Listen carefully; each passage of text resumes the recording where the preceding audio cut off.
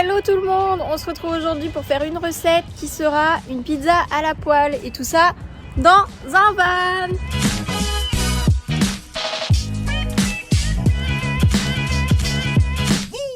Pour notre recette, on a besoin tout d'abord d'une pâte à pizza, d'une brique de coulis de tomates, ensuite de jambon, soit de Parme, soit blanc, un oignon, du fromage râpé qui sera de la mozzarella, et ça c'est optionnel, mais des olives et de la roquette.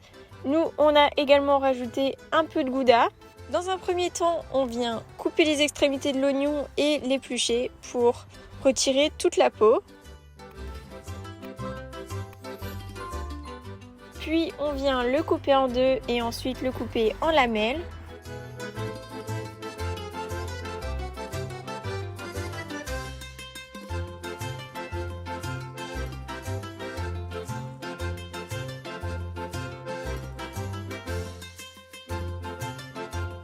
Une fois que c'est fait, on prend notre poêle qu'on vient faire chauffer à feu doux avant d'y ajouter un peu d'huile. Une fois que la poêle est chaude, on ajoute nos oignons qu'on va venir faire cuire tout doucement. Ils commencent à être bien dorés, je les mets de côté dans une assiette pour les réutiliser plus tard sur la pizza. Je déroule ma pâte et je forme un cercle de la taille de ma poêle pour que ce soit plus simple. En sachant qu'il n'y a pas de gâchis, on récupère le reste pour en faire une deuxième. Après avoir bien huilé ma poêle, je viens tant bien que mal déposer ma pâte et je vais surveiller la cuisson.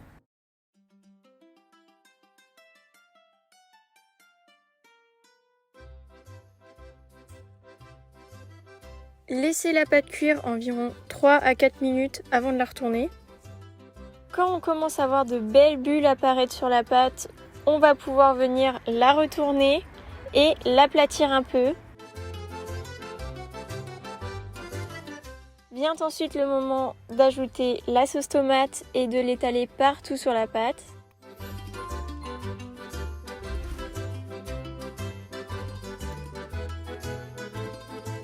Ensuite, on va venir déchirer à la main notre jambon de Parme et le placer minutieusement sur la pizza.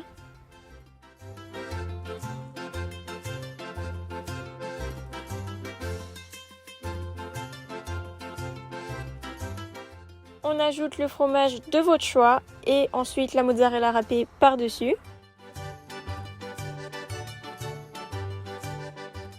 Petit conseil, ne pas prendre de la mozzarella pour salade puisque ça dégage trop d'eau et ça va ensuite imbiber la pâte. Et pour finir, je ne les ai pas oubliés, je reprends mes oignons et je viens les disposer sur la pizza.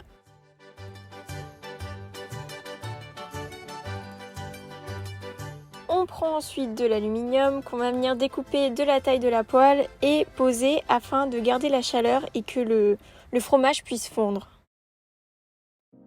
Bon, maintenant on attend que la pizza cuise, on est en face de la mer, c'est plutôt sympa, le van est garé juste à côté et ensuite on va manger face à la mer. Une fois que notre pizza a bien cuite et que le fromage a bien fondu dessus, c'est l'heure de la sortir de la poêle.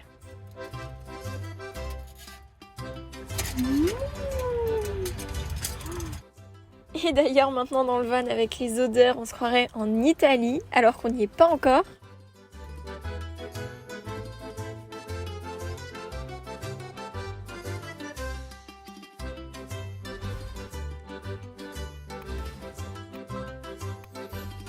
Pour finir, vous pouvez ajouter soit des olives ou de la roquette par exemple comme nous.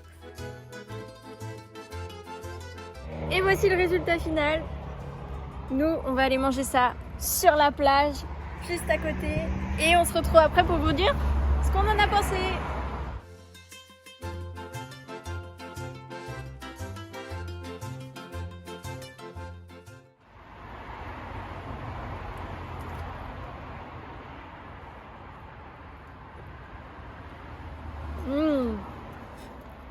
Alors elle est comment?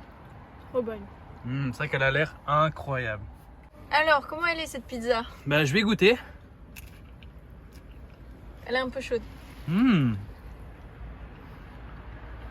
est trop bonne. Elle est trop bonne, hein? En plus, le fromage, il est hyper bien fondu. C'est le seul truc où j'avais un peu peur. Combien sur 10? Franchement, 10 sur 10, on dirait qu'elle a été faite au four. C'est Incroyable. validé.